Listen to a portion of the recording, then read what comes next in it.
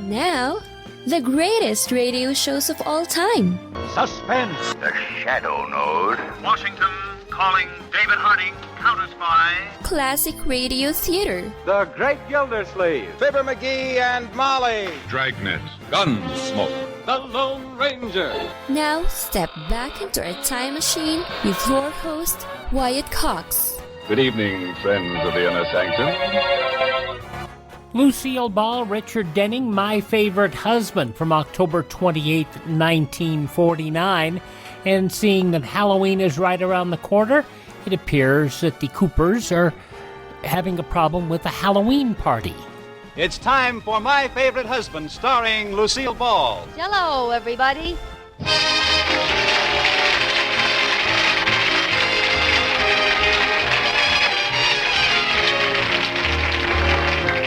Yes, it's the new Gay Family series starring Lucille Ball with Richard Denning, brought to you by the Jell-O family of desserts. J-E-L-L.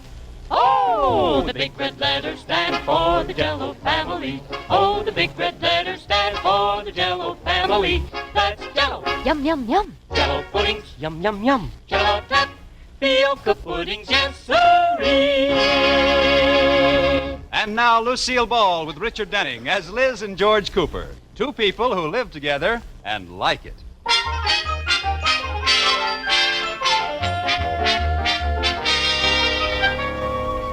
As we look in on the Coopers, it's late afternoon, and George Cooper is on his way home from the bank.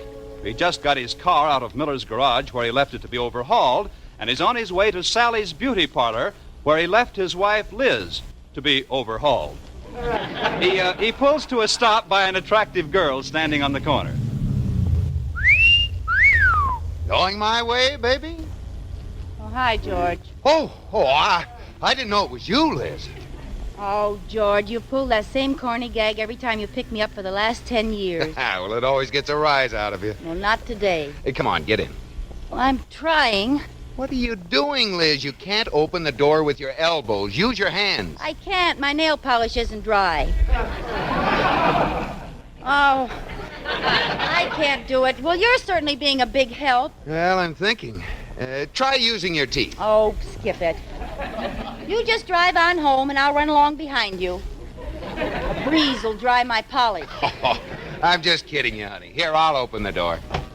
Well, thank you.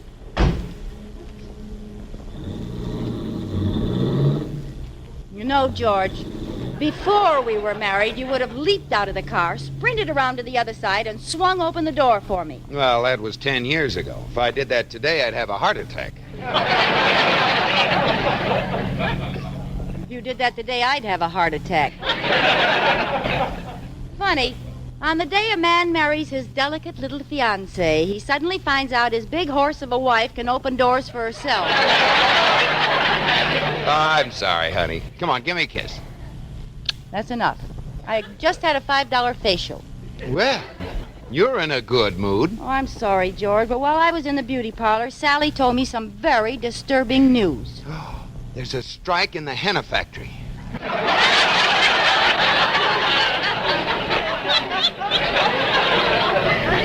No, it was really serious. Now, who do you think is giving a party and hasn't invited us?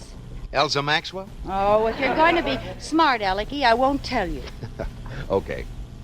I mean it. I won't tell you. No, okay by me. Begging will get you nowhere. Well, all right, I'll tell you. The Atterburys are having a costume party Halloween night, and they didn't invite us. What? It's true, so help me. Oh, I don't believe it. Who told you a thing like that? Sally, my beauty operator. Oh, well, I might have known. How does Sally find out everything? I don't know. I think she has a wire recorder hidden in the hairdryer. But she's always right. Oh, ridiculous. What reason would the Atterburys have for not inviting us to their party? Well, I thought you might know. Is everything all right at the bank? Well, certainly. Oh, this doesn't make sense. We probably just haven't received our invitation yet. It'll be there in the morning mail. Well, if it isn't, I know what I'm going to do. What? I'm going to RSVP without being ASKED.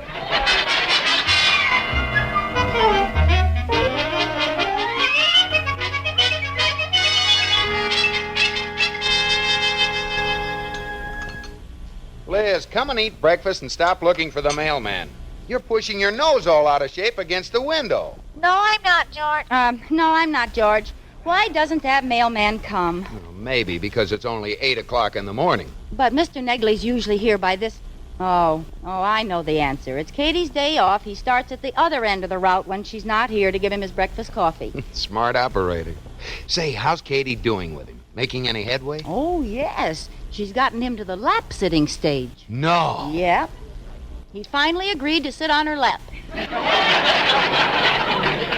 He sits on her lap? Well, he's so small, George. She'd squash him. Oh, darn it, where is he? This is our last chance. If that invitation doesn't come this morning, we'll know the Atterburys deliberately snubbed us. Look, Liz, if the Atterburys want to give a party and not ask us, it's their business. They probably have a very good reason. There couldn't be any good reason for not asking us. We're their closest friends. They couldn't do a thing like that to us. No, we've given parties without asking them. That was different. I had a very good reason. All right, I can't argue with that kind of feminine logic. Anyway, you only have a beauty operator's rumor that they're giving a party at all. Oh, no, I checked on it. I had Katie call the Atterburys maid last night, and they are having a party. Well, I don't understand it. Oh, Mr. Wood's out raking his lawn. I'm going out and ask him if he's seen Mr. Negley. Yeah, but your breakfast is getting cold. Well, I'm not hungry. Hello, Mr. Wood. Oh, morning, Mrs. Cooper. Mr. Wood, have you seen the mailman? No, and I've been out here an hour. An hour? Oh, yes, I like to be out of the house while my wife serves breakfast to our 11 children. Oh, that must be quite a sight. It's like feeding time at the zoo. Oh, you're just saying that. I'll bet they're perfect little angels. Mrs. Cooper, have you ever been in on an 11-way fight with breakfast foods? Oh, now, Mr. Wood, you don't mean that they throw food? All I can tell you is that our dining room is decorated in early American oatmeal. You want to come in and see for yourself? Yes, I'd love to. You're always telling me wild stories about your family. Oh, there's Mr. Negley down at the corner. I'll see you later, Mr. Wood. Goodbye, Mrs. Cooper. Oh, Mr. Negley! Oh, Mr. Negley, am I glad to see you. Really? Well, I always look forward to seeing you, too. Oh. Well, thank you. May I have our mail, please? Is Katie home? No. May I have our mail, please? You know, Mrs. Cooper, I like Katie. Someday, if things go well, maybe she'll let me put my stamp on her envelope. I hope so. Mr. Negley, will you give me our mail, please? I'd love to change her zone number to mine. But she's really too good for me. She's first-class matter. Yes, could I have... She's better than that. She's airmail special delivery. Well, I'm sure she is. Registered. Look, Mr. Negley, someday I hope you and Katie settle down and raise a lot of little postcards. But right now, will you please give me our mail? Oh, yes, I have a letter for you here somewhere. Oh, here it is. I'll take it. Oh. Well, you see, Grabby? You've only got half of it. It serves you right. Well, this might be it. Let's see. You are cordially invited. Quick, what does the other half say? To bring your car home for service. Great. Isn't there another letter for us? No, that's all. Maybe you made a mistake. Please. There isn't a man in postal service who sorts his mail more carefully than Harrison Q. Negley.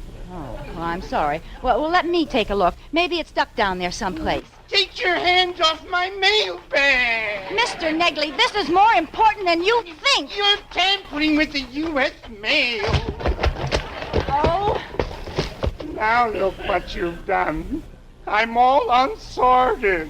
And heaven knows what you've done to my fragile. Oh, why didn't I stay in possible pose? Oh, I'm awfully sorry, Mr. Negley. I thought sure I'd get a letter from Mrs. Atterbury. Here, I'll help you sort them. No, just leave me alone. And if you're talking about Mrs. Atterbury's party, I delivered those invitations last week, and you didn't get one, and I'm glad. Do you hear me? Glad! Goodbye, Mrs.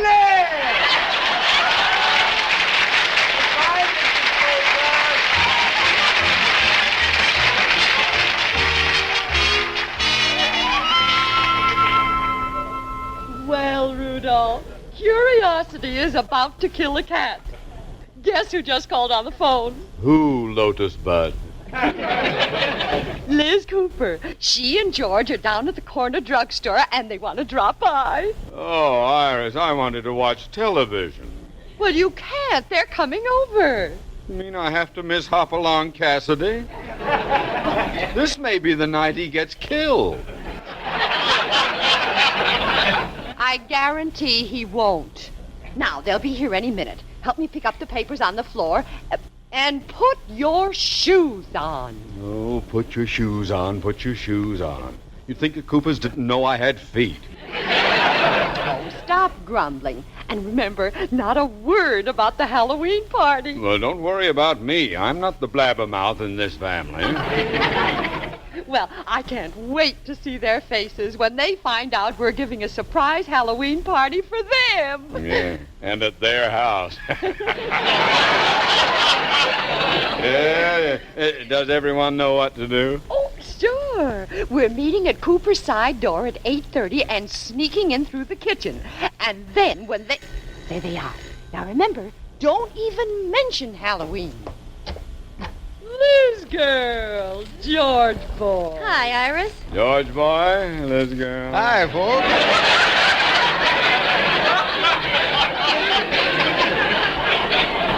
Well, come in. Well, I hope you don't mind that we came over without an invitation. Oh, that's all right. What's new, Liz? Oh, nothing. What's new with you? Nothing. Oh. How about you, Rudolph? Rudolph? Yes, Hopalong?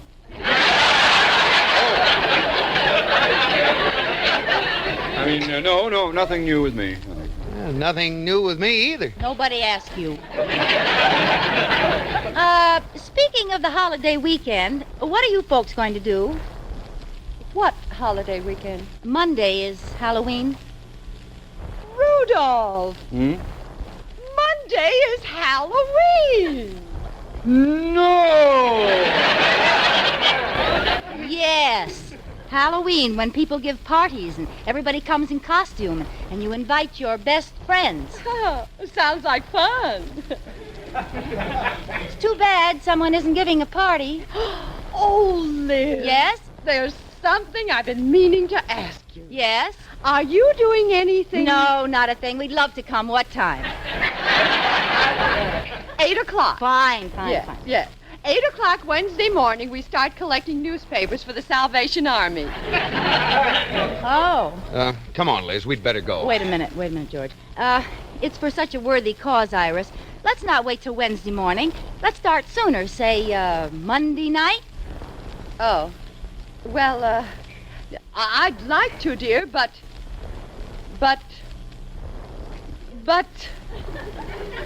Would you like an ashtray for that butt, darling?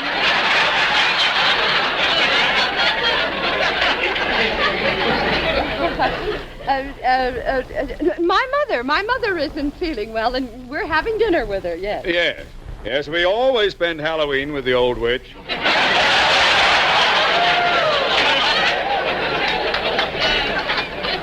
Rudolph!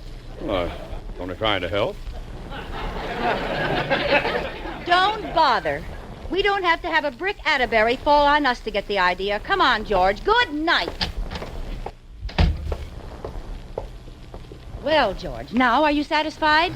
You were right, Liz.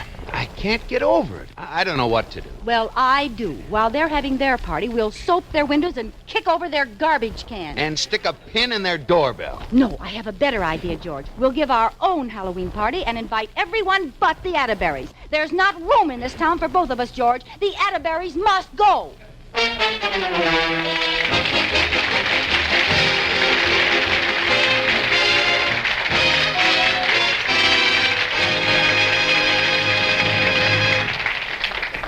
October 28, 1949, My Favorite Husband on Classic Radio Theater with Wyatt Cox. You know, a lot of times you have to choose between something high quality or something that saves you money. But if you can get both, why not? Especially when it comes to health care. And that's MediShare. You get both. The typical family saves $500 a month switching to MediShare. And that's huge, but it's also true that people are way more satisfied after making the switch, too. The customer satisfaction rate for Medishare is double that of the typical health insurance plan. Double. It's because Medishare works. It's been around for more than a quarter century, and members have shared more than $3 billion of each other's bills. People love having telehealth and a huge PPO network, so yeah, really, you could save a ton and like it better. Imagine being happy with how you're taking care of your health care. If you're self-employed or part of the gig economy, or you just want a plan you're happy with, you can call right now and get a price within 2 minutes. Here is the number you need. Call 833-34-BIBLE. That's 833-34-BIBLE. 833-34-BIBLE.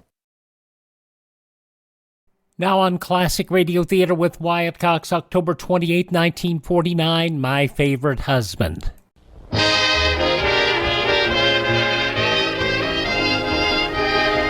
And now, back to the Coopers. There's a certain party in Sheridan Falls who is upset because she hasn't been invited to a certain party. If Liz only knew that the certain party is a surprise party for her, she'd be the most surprised party of all. Well, Liz is determined to get even, so right now she's busy inviting all her friends to an opposition party that she's giving. Hello, Mary. Liz Cooper. We're giving a Halloween party tomorrow night, and we wondered if you... What? Oh, your mother's sick? Well, some other time. Goodbye. How are you doing, Liz? If the next 3 couples can come, we'll have 6 people at the party. That doesn't sound like much of a party. Well, we can keep moving and make it look like a crowd. Hello, Betty Ray? Liz Cooper. We're giving a party tomorrow night, and... Oh, you can't? Oh, she is. Well, goodbye, and tell your mother I hope she feels better. Bye. Another refusal. I don't get it. That makes the 14th one. There must be an epidemic of sick mothers. Well, I'll keep trying. Somebody's mother has to be healthy. I never heard of... Hello, Margaret. Liz Cooper. I wondered if you and Hans could... Oh, you couldn't? I didn't even ask you yet. Oh, you heard. Oh, your father's sick. Too bad. Well, bye, Margaret. Well, at least she's different. Her father's sick. I'll bet he caught it from someone's mother. Don't you care, honey. You and I will have our own little party right here. George, something awful is wrong. Our best friends all turned us down. All of them. Well, forget it, baby. We'll take a course at Arthur Murray's and be successes again. Oh, it isn't funny. We're social misfits. We're being shunned by society. Oh, now let's not get carried away. Well, it's true. First the Atterburys and then all our other friends, making excuses and acting funny. And that's not all. What do you mean? Even the birds have left our birdhouse. They always go south this time of year. But this year they went early. George, there's something horrible the matter with one of us. One of us? Yes, and I know it isn't you, because you're just as wonderful as you've ever been. It's me, and I'm holding you back. Oh, now, Liz, now don't talk like that. George, you're my best friend. Is there something even you haven't been able to tell me? Have I been careless about the little things? Well, now that you mention it, there is something I noticed. What? You've only been taking 30 seconds for your 60-second workout. Oh, George. How can you make jokes when we're social outcasts? Oh, well, now, honey, it isn't worth crying over. I'm not crying. I don't care about those people. I hate them. Well, I'm going to call up Atterbury right now and ask him what this is all about. No, he won't tell you. He'll be embarrassed. I know, George. I've got it. Let's go to the Atterburys' party. Liz, have you cracked your crock? Don't you see? It's a costume party, so nobody will know us, and we'll mingle with the guests and say, "Isn't it shocking about the Coopers?" And when they answer us, we'll find out the awful truth. You've got something there, Liz. But what kind of costume shall we wear? Well, the way people are acting, we ought to go dressed as a couple of skunks.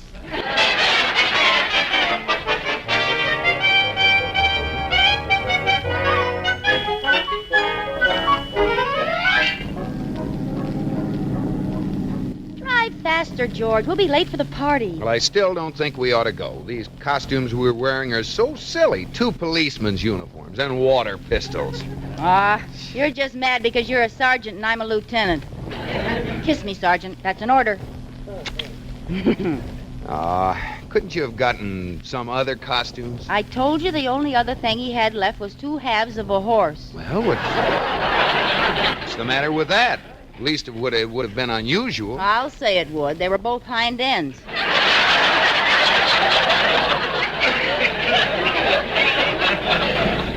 George, can't you drive faster? It's bad enough to be uninvited. Let's not be late, too. I'm doing 35. Whoops, there goes another one.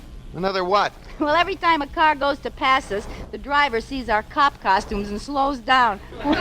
We've got 15 cars lined up in back of us. How do you like that? Hey, let's tune in the police calls. Let's play cops and robbers. Which station is it, George? Way down at the end there. Oh, yeah. October 28th, 1949, My Favorite Husband on Classic Radio Theater with Wyatt Cox. A conclusion next.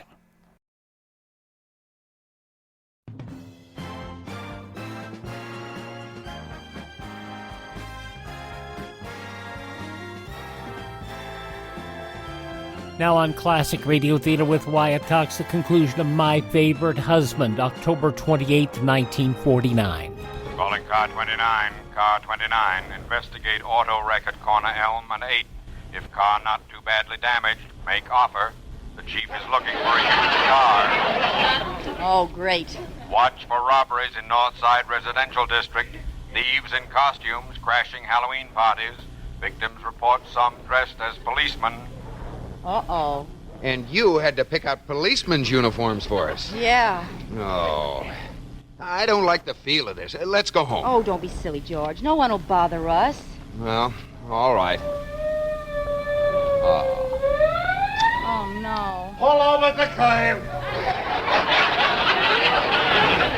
Now what do we do? He'll think we're those crooks. Well, don't stop. Keep on going. Nothing doing. I'll just have to explain and hope he believes me. No, if he doesn't, we'll miss the party. Pretend you're a real cop. Liz. Go ahead. I won't say anything. And why are we two holding up traffic?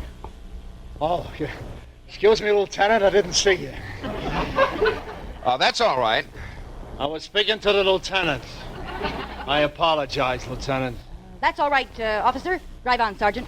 Oh, Lieutenant, any further news of those masquerading crooks? Yes. There's no truth to that report. Forget about them. Drive on, Sergeant.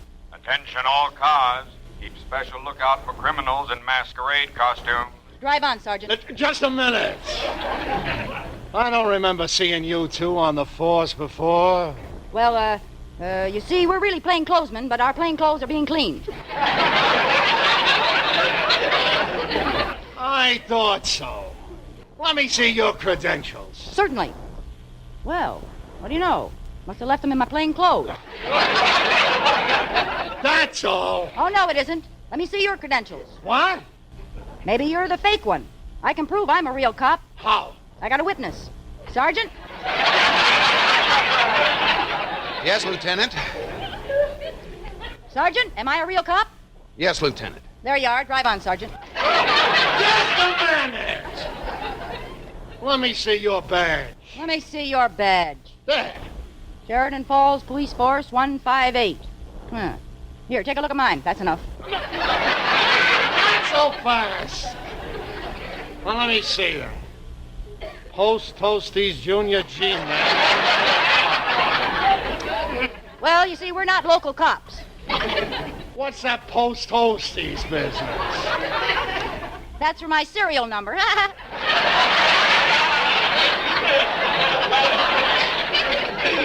All right, you're coming with me. Oh, you really fixed this up, Liz. You'll never take us alive, George. I still got my gun, one squirt for each of us. Come on, out of the car. Oh, look, officer, we're not crooks. My name is George Cooper. I live at 321 Bundy Drive, and I'm vice president of the Sheridan Falls National Bank. Now, if you'll just follow us home, I'll show you plenty of identification. Well, okay, but no funny business. I'll just get in the back seat and go with you. No, thank you. Drive on, Sergeant. Oh, cut it out, Liz. Okay.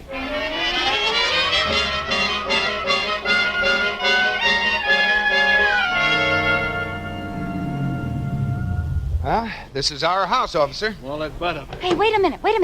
Look there at the side door. Some figures slipping into our house. And they're in costume. Yeah. We found the gang. Wait a minute. Have you led me into a trap? No. Believe us. We don't know anything about it. Those people are crooks. And they're robbing our house. Oh, what'll we do? We better call the police. Yeah, we better call... What do you think I am, Western Union? Well, we don't know if you're real or not. Let's not start that again. They'll hear us. Oh, come on. We'll catch them red-handed. Okay. Now, quiet, everybody. We'll sneak up to the door. Okay, now let's rush them. All right, everybody, hands up. Iris! Mr. Atterbury! George boy! I knew it. You're all in this together. You mean this is a surprise party for us? Yes, you didn't suspect a thing, did you? Well, not a thing. And what wonderful costumes you have. Okay, hands up, everybody. Oh, for goodness sakes. Introduce us to your friend, Liz. I can't get over it. A surprise party, and all the time we thought nobody liked us. Listen to me. Hands up, everybody. Look, fella, you made your entrance. The gag's over. Here we have all these wonderful friends, and we thought nobody liked us. Hands up, please. Look, Buster, you're overdoing your act. And take that false face off. It's horrible. Won't anybody put their hands up? I'm gonna tell my sergeant about this. Oh, George. And we thought nobody liked us.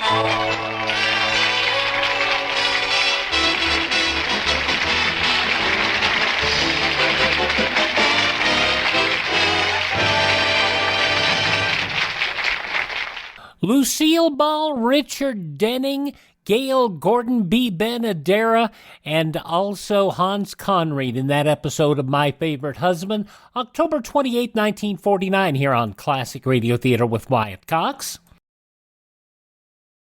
Now on Classic Radio Theater with Wyatt Cox, an episode of the soap opera Claudia from October 28, 1948.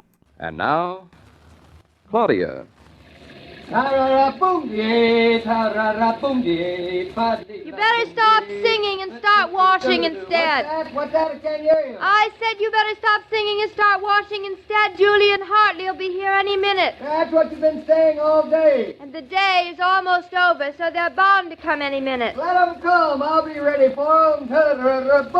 What happens to you in the shower anyway, David? I get clean. What happens to you? Oh, you goop. Feeling pretty good today. I'm feeling wonderful. Don't see why you should. You work like a fool all day. Fools always feel wonderful. No brain, but lots of brawn. Exactly. Well, come on out of that shower, Braun. Enough's enough. I'll be out in a minute. David, what's happened? Did you fall down? Are you all right? David, what's happened? Let me in. David, are you all right in there? I'm fine. What's the matter? What were all those screams all of a sudden? I turned on the cold water. Oh, for heaven's sake, you scared me out of 3 years' growth, you brute. Can a man take a cold shower without announcing it to his wife? What are you trying to do, catch pneumonia? Who said anything about pneumonia? Taking cold showers in the middle of winter. Middle of October. End of October. Just gotten out of a sick bed? I got out of a sick bed weeks ago. Well, anyway, it's crazy. Getting out of a sick bed? Taking a cold shower for no reason. It's a terrible shock to your system. Feels wonderful. Fills me with pep and energy and makes me feel young again, like before I was married. That is just a superstition with men. What, getting married? Oh, I hate you. You wouldn't catch sensible women doing it. They just haven't got the courage. Oh, brawn and no brain is right. But no point in arguing with you when you do something for the sake of manhood. Tell me, did you get a lot done on the place today? We certainly did. Fritz and I got the whole road to the barn fixed up. Is that good? It's terrific. Well, you couldn't get 6 hired hands to do that in a day. That's only 2 more than you and Fritz have. What? Hands.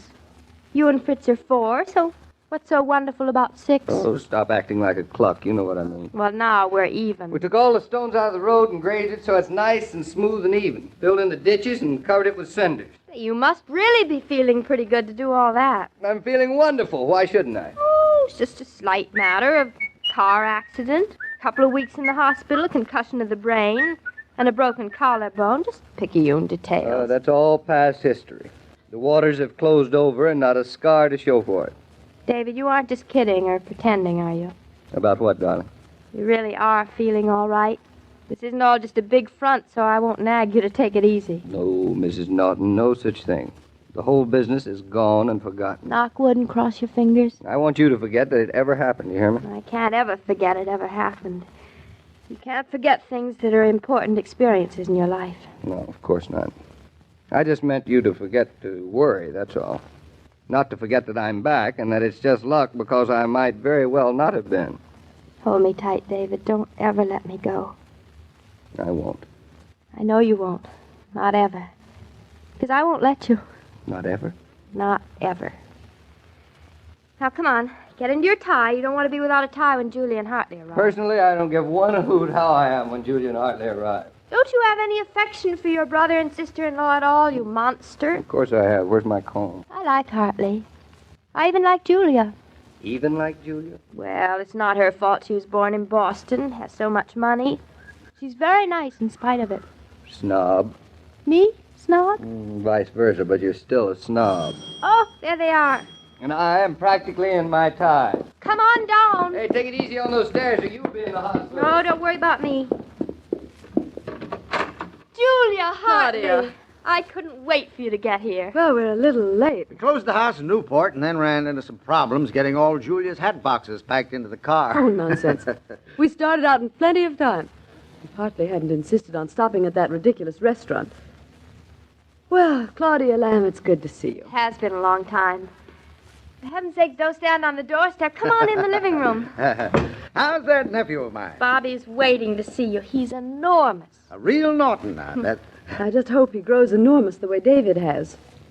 Not the way you have, Hartley. Julia isn't very much in love with my girth. I think that's the most becoming thing about you. Well, it's the most thing about me, at any rate. Claudia, I want to go right up and see Bobby. He'll stay right where he is until you get there, Julia.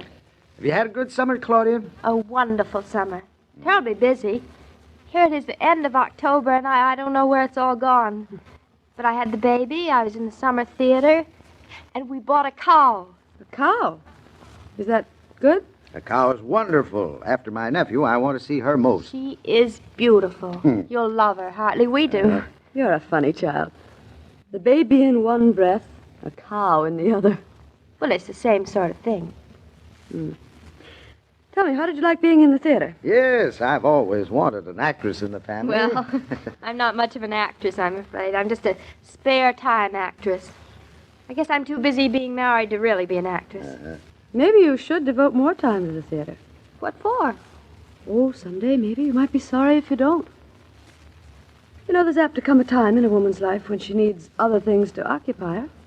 And her home and her husband, perhaps, aren't quite enough to fill her life. That will never happen to me. Perhaps because you don't want it to. Perhaps. Well. It ain't McKen. Hello, Hartley. How are you? Hello there, David. How are you? Julia, my favorite sister-in-law. How are you? Your only sister-in-law. So you are. Well, you both look fine. And David, I've never seen you look better. Julia's right. The farm must be the only life. Oh, Never guessed that David was in a car accident just 5 weeks ago, would you? What? Did you say car accident? Claudia, for the love of Pete. Well, what's the matter with telling it?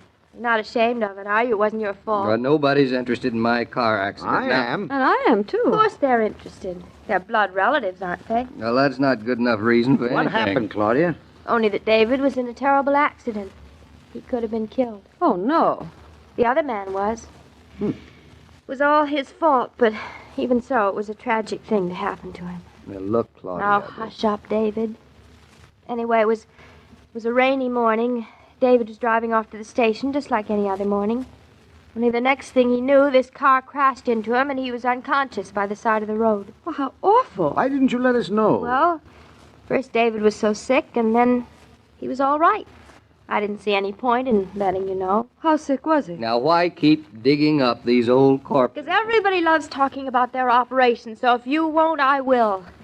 Julia, he had a concussion of the brain, a bad one, too. Say, that can be serious. It was.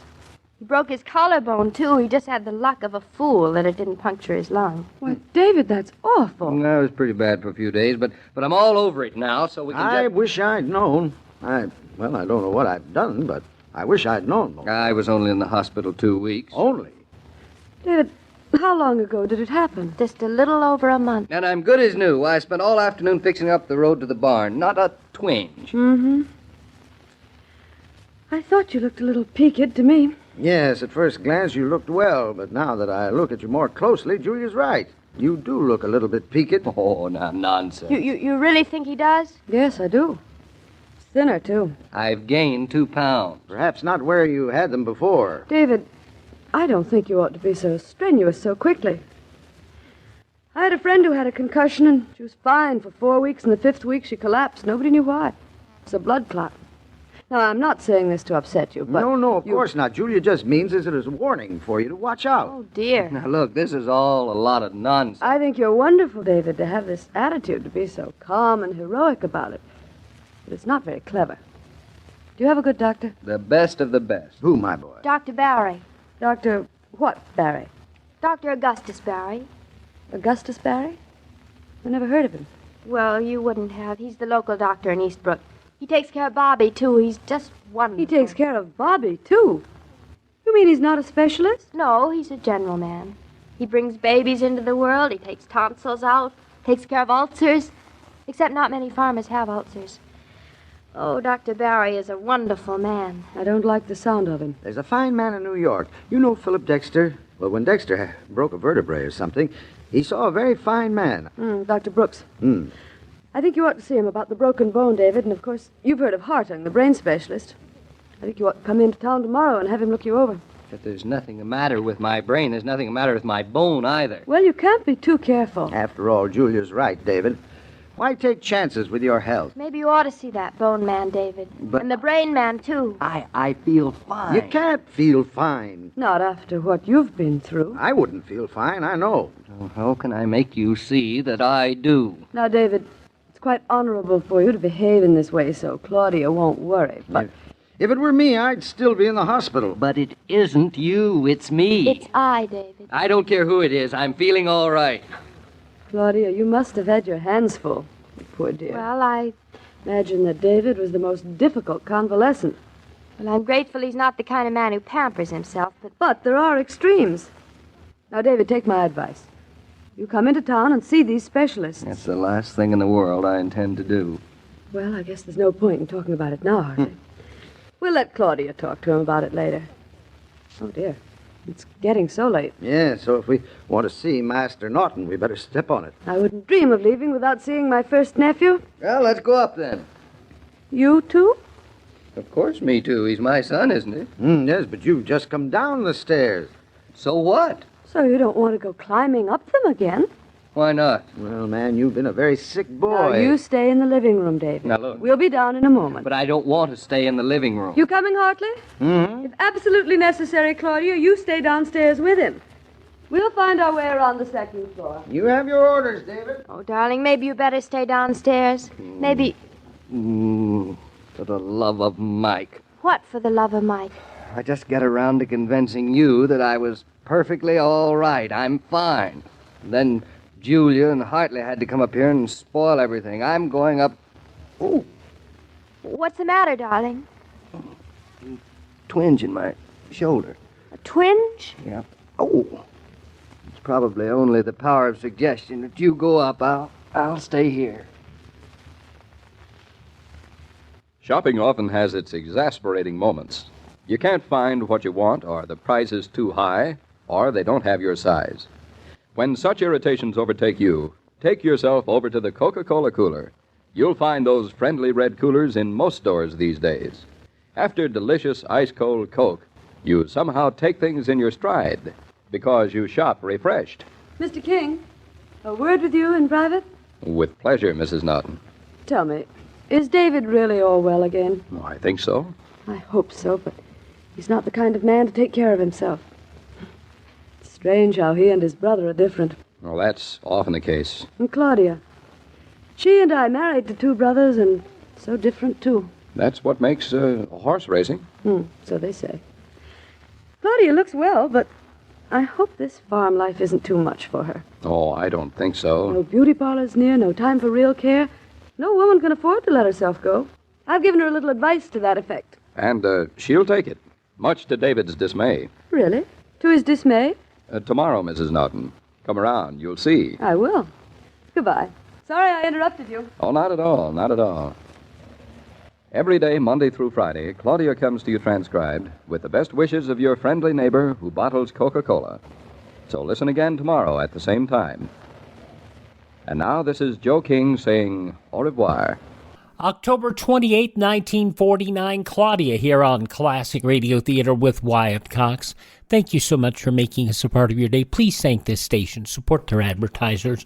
It's their kindness and courtesy that allows us to be with you each and every time we roll around here on your favorite station. If you miss a day, you don't have to miss a single show. All of our shows are available at classicradio.stream. That's classicradio.stream. You can stream our shows, learn more about classic radio collecting. You can find the lists of pages where you can find our shows for download. You can contact me. You can buy me a copy that will help us acquire additional classic radio shows. And you can also find all of our social media. That's all at classicradio.stream. Classicradio.stream. Thanks for tuning in. Tell your friends the great radio shows are right here at this spot on the dial. Classic Radio Theater with Wyatt Cox on your favorite station.